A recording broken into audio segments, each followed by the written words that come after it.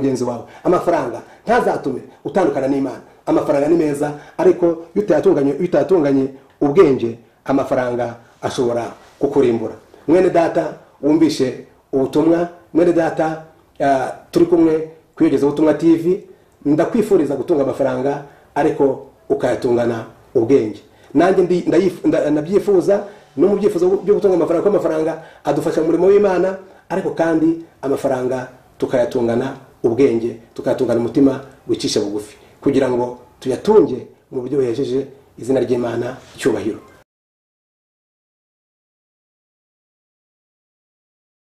Shiti bavandimwe bene data, twongeye guhurira ku Yogeza Butumwa TV. Ndabasuhuje mu izina ry'Umwami wacu kandi umucunguzi wacu Yesu Kristo. Nongeye kubanezererwa cyane, nongeye gushima Imana kubw'impano y'ubuzima, nongeye gushima Imana kubw'amahoro n'imigisha yindi y'uburyo bwinshi ihora idundagazaho kubw'ubuntu bwayo uko bwije n'uko bukeye. Nizeye ndashidikanya ko muguwe neza, nizeye ndashidikanya ko muhawe umugisha.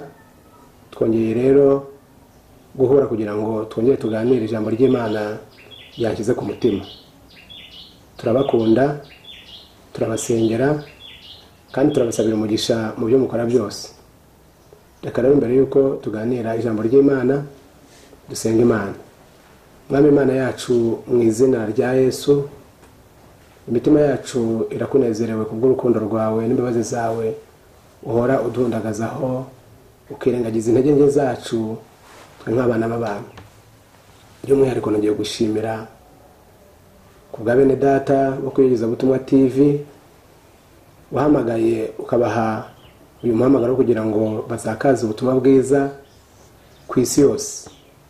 Kandi natwe turagushimira kubw'umuhamagaro, kandi turagushimira kubw'umugisha ukomeze kuduha kugira ngo tuganire ijambo ryawe.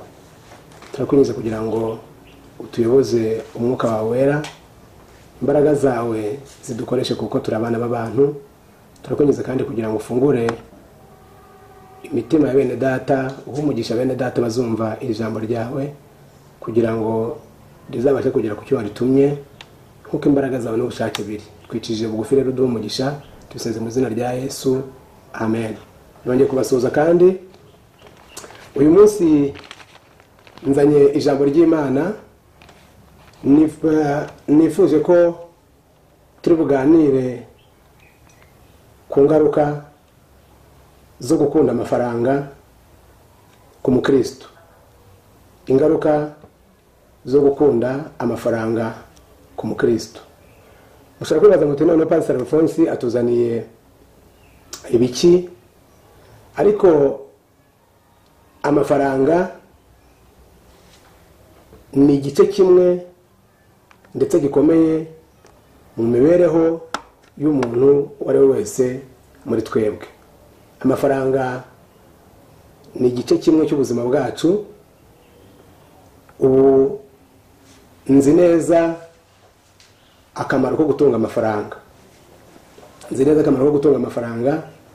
Ariko kandi bene data, ni byiza ko dusobanukirwa tukanamenya ububi bw'amafaranga, kugira ngo Imana niguha umugisha ukayagira, waba wayakoreye muri business zitandukanye, yaba ari umushahara ukorera, uburyo bwose ntekereza bukwiye kuba ari bwiza, watungamo amafaranga ukwiye kuyatunga. Dukwiye kuyatunga tuzi ko ari meza, ariko bitayitondeye ashobora kuba mabi mu buzima bw'umuntu. Ndumva turi busangira ijambo riri mu butumwa bwiza bwa Yesu Kristo uko bwanditswe na Yohana.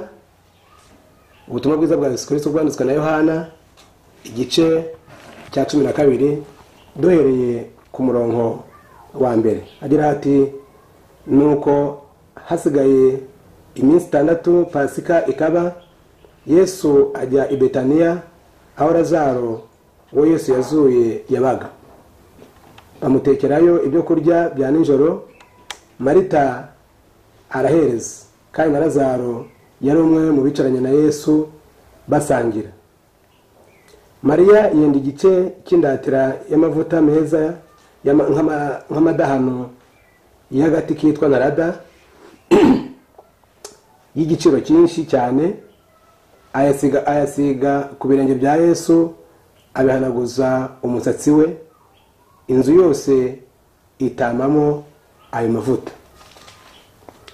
Nuko Yuda Isikariyota, umwe mu bigishwa be wendaga kumugambanira, aravuga ati, niyo gitumye aya mavuta atagurwa idenariyo 300 ngo bazifashishe abakene. Icyatumye avuga atyo si ukubabarira abakene, ahubwo nuko yari umujura, kandi ari we wari ufite umufuka w'impiya akiba ibyo babikagamo. Reka nsubiremo umurongo wa 6. Icyatumye avuga atyo si ukubabarira abakene, ahubwo nuko yari umujura, kandi ari we wari ufite umufuka w'impiya akiba ibyo yabikagamo. Mwakire neza ijambo ry'Imana. Aha muri iyi nkuru Yesu yatembereye umuryango wari ugizwe n'umuhungu ndetse n'abashiki be babiri, uwo ni Lazaro, Mariya ndetse na Marita. Yesu rero yatembereye mu muryango w'abo bantu kari batatu.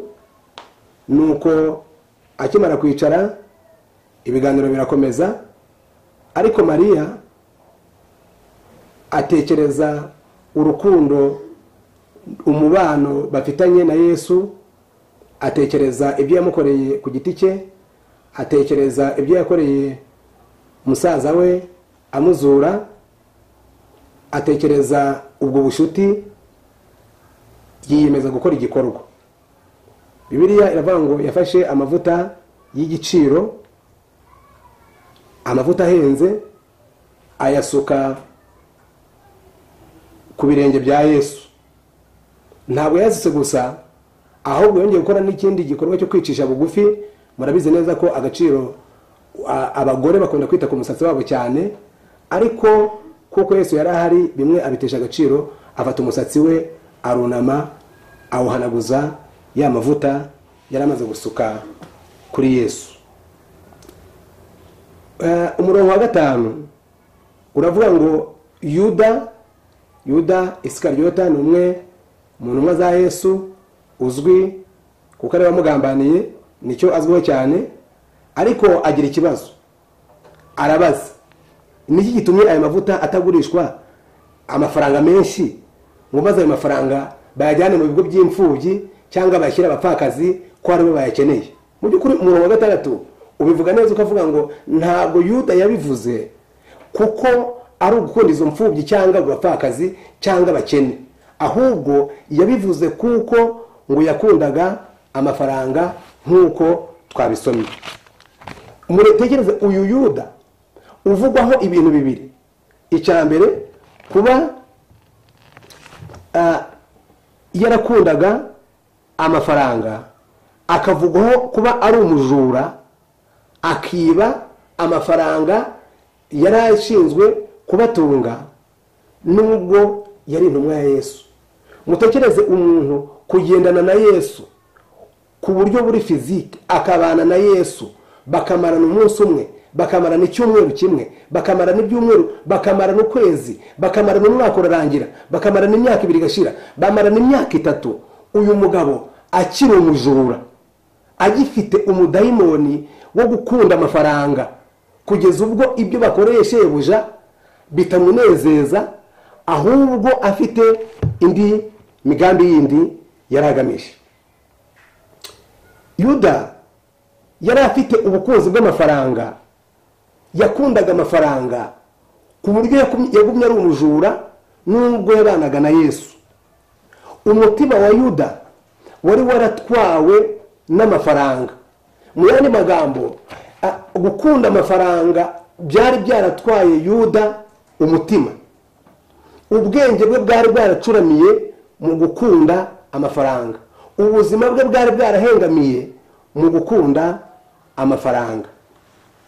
Muri Matayo 26 umurongo wa 14 n'uwa 16 hagaragaza uburyo Yuda ubwe yavuye mu bandi kubera gukunda amafaranga, ava mu bandi aragenda afata amafaranga, arababwira ngo nimumpe amafaranga ibice by'ifeza 30 mumuyampeze nimurangiza ndabageza kuri Yesu mushaka. Murebe gukunda amafaranga.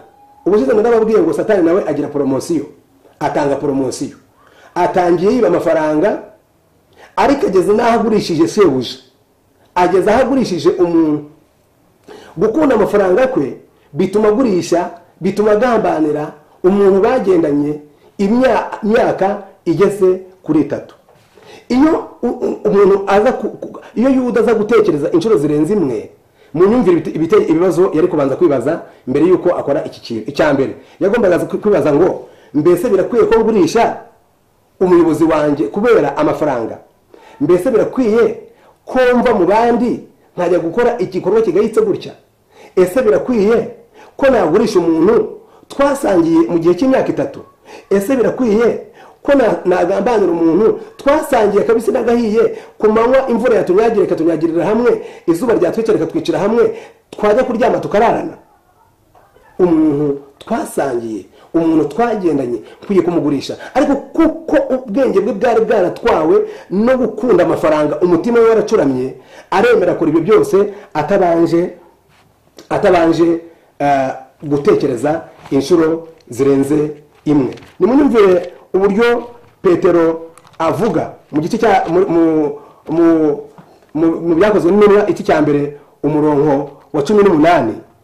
Mwumve amagambo yavuzwe n'intumwa mugenzi we Petero agira ati, kandi uwo muntu amaze kugura isambu ku byo yahaweho igihembo cyo gukiranirwa kwe, agwa yubamye araturika, amara ye yose arataraka.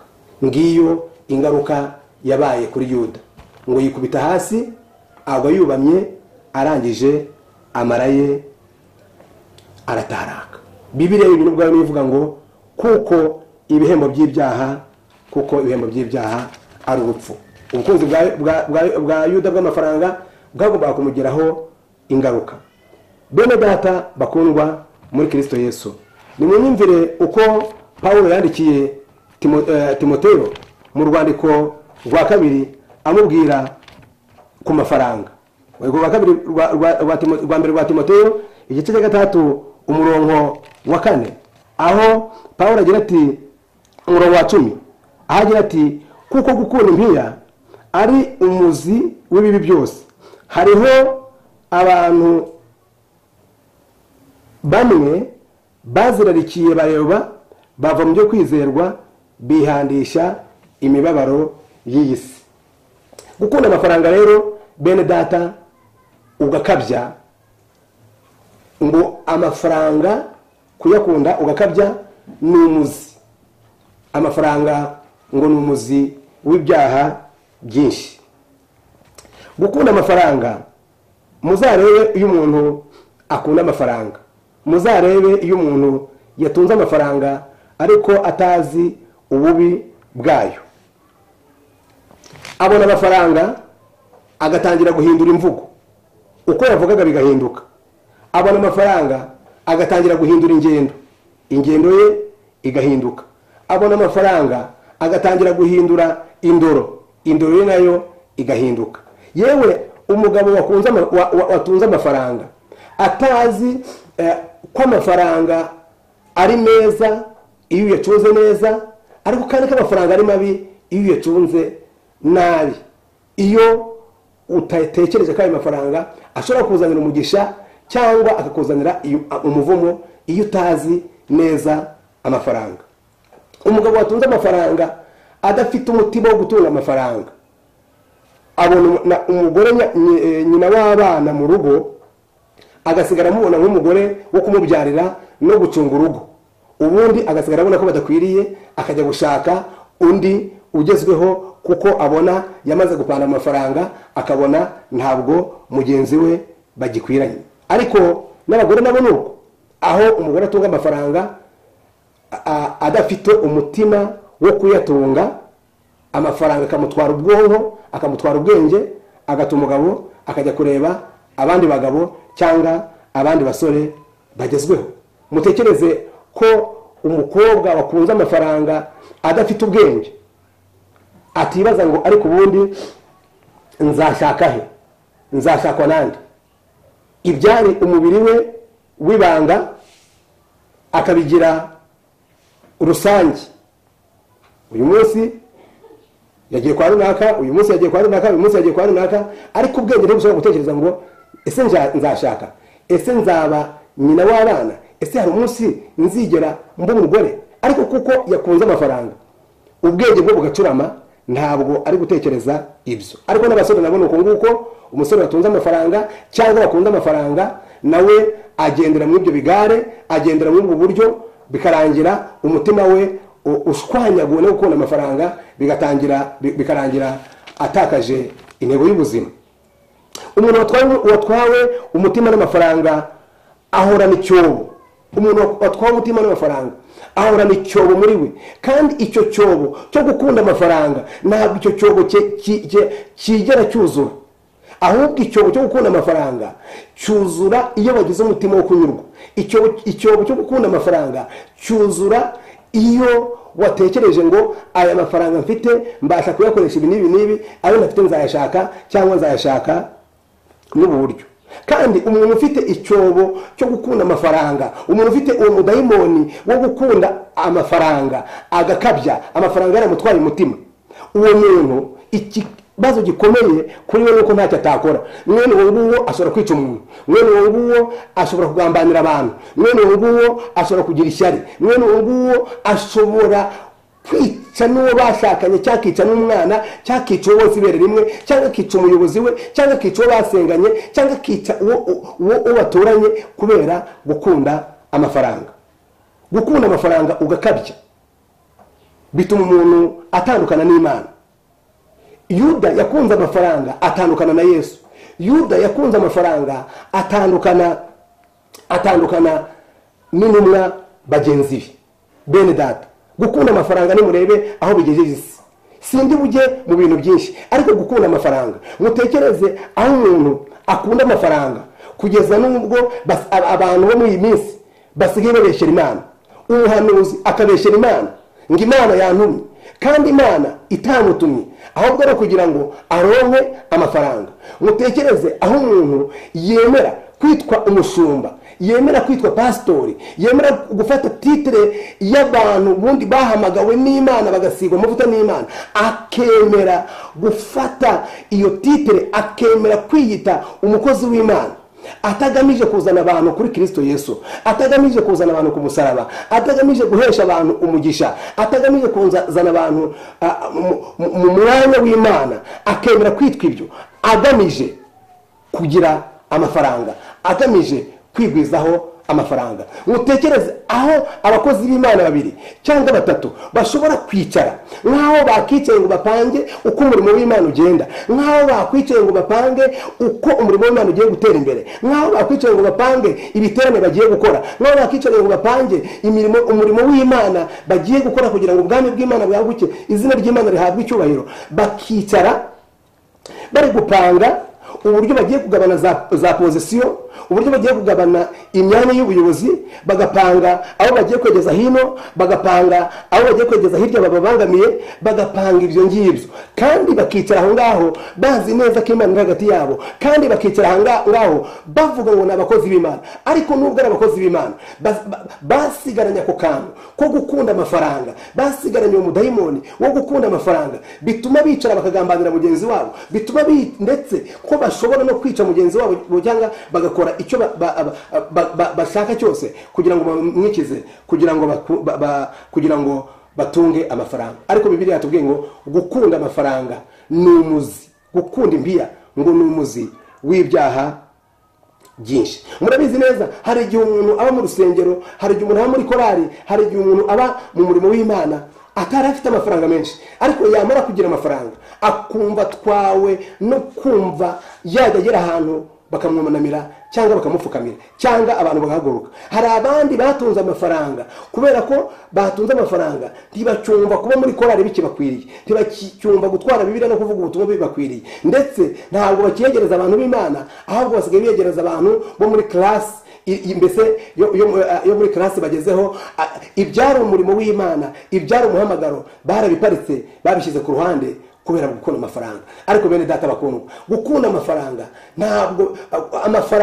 ntabwo akwiye kutujyana kure y'Imana, ahubwo amafaranga akwiye kutwegereza Imana. Tugakoresha amafaranga ku buryo buhesheje Imana icyubahiro, tugakoresha amafaranga ku buryo butagatifujwe, tugakoresha amafaranga ku buryo izina ry'Imana rihabwa icyubahiro mu buzima bwacu. Bavandimwe bakundwa, ndabizi neza ko mushobora kwibaza ngo ese Pastor Alphonse birari kuvuga ntabwo we akunda amafaranga. That's fine, nkunda amafaranga, nzi amafaranga. N'ubu ndi kuvuga ibi nuko nariye amafaranga, ntuye mu mujyi, n'amazi turayagura, ikintu cyose kigurwa amafaranga. Nukunsa ni amafaranga, n'ubu nimvanga amazi ndi bunywe ni amafaranga, ibyo kurya ndi burya ni amafaranga. Ndabizi neza nzi inyungu yo gukunda amafaranga. Iyo umuntu afite amafaranga aba afite inshuti, yaba yazishaka atazishaka, inshuti zirizana. Yaba umuntu afite amafaranga agira umuryango. Yaba ufite amafaranga hari n'abantu bakwiyitirira ngo mufite ibyo mupfana nta n'icyo mupfana. Iyo ufite amafaranga ugira abashyitsi mu rugo, iyo ufite amafaranga utumirwa mu birori, iyo ufite amafaranga wicazwa imbere mu birori. Iyo ufite amafaranga naho waba utazi kwandika igeretseho akadomo bagushyira imbere bakaguhereza ijambo. Niyo wavuga ibintu bipfuye, umuntu ufite amafaranga bamukomera amashyi. Udafite amafaranga nta muryango agira, udafite amafaranga nta nshuti agira, udafite amafaranga ntibaguha umwanya w'imbere, udafite amafaranga nta gaciro ufite muri sosiyete. Ariko ayo mafaranga mureke tuyasaba Imana. Bavandimwe, amafaranga nayo ndayifuza, kandi nawe ndabizi ko amafaranga uyifuza. Ndagusabira umugisha ngo uzayatunge mu izina rya Yesu. Akanwa kanjye karatuye ngo uzatunge amafaranga mu izina rya Yesu. Ariko byaba byiza utunze amafaranga ubizi neza ko utunze ikintu gishobora kukurimbura igihe icyo ari cyo cyose. Nkunda abasirikare. Umusirikare atunga imbunda, ariko buriya umusirikare niwe wa mbere utinya imbunda. Niwe muntu wa mbere utinya imbunda, kuko azi ko imbunda yamurinda, azi ko imbunda imuha agaciro ahageze bakegerayo, azi ko icyo yakora cyose afite imbunda nta muntu wamwegera. Ariko umusirikare kuko azi uburyo imbunda ari mbi, azi uburyo imbunda yica, niwe yitinya kurusha natwe abasivile tutayitunze.